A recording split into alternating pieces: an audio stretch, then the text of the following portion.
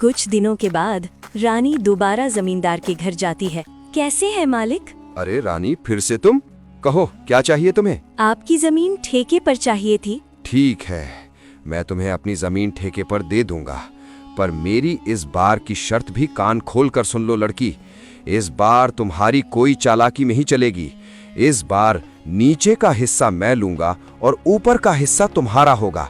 क्या तुम्हें मेरी ये शर्त मंजूर है? मालिक, मुझे आपकी शर्त मंजूर है। मालिक, इस बार फसल के ऊपर का भाग मेरा ही होगा। इस तरह रानी जमींदार से बात करने के बाद घर आ जाती है।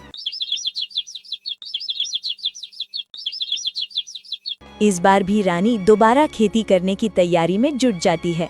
रानी इस बार टमाटर की फसल लगाती है। कुछ दिनों बाद टमाटर की फसल काफी अच्छी उगाती है। अरे वाह, इस बार तो टमाटर की फसल खूब अच्छी दिख रही है। मजा आ गया। आने दो उस बेईमान जमींदार को, तब उसे मजा चखाती हूँ।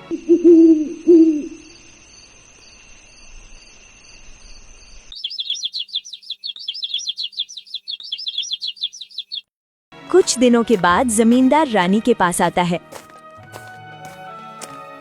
जैसे ही जमींदार रानी के खेत के पास पहुंचा तो टमाटर की फसल देखकर उसका तो दिमाग ही चकरा गया। अरे ये क्या, इस रानी ने तो इस बार टमाटर की फसल लगा दी है। ये लड़की तो जितना मैं सोच रहा था उससे कहीं होशियार निकली। प्रणाम मालिक, कैसे हैं आप? ठीक तो है ना? देखिए मालिक, इस बार मैंने टमाटर की फसल लगाई है और आपकी शर्त के अनुसार फसल के ऊपर का हिस्सा मेरा होगा और नीचे का हिस्सा आपका होगा। इस तरह अपनी चतुराई से लाली ने दोबारा जमींदार ठाकुर सिंह को मूर्ख बना दिया और जमींदार एक बार फिर से धोखा खाकर गुस्से से तिलमिला गया।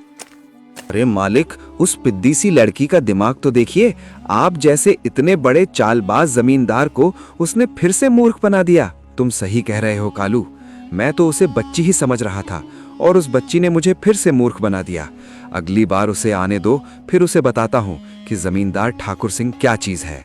रानी ने टमाटर की फसल की कटाई की और सारी फसल अपने घर ले आई और उस फसल का कुछ हिस्सा रानी ने गांव के जरूरतमंद लोगों में बांट दिया।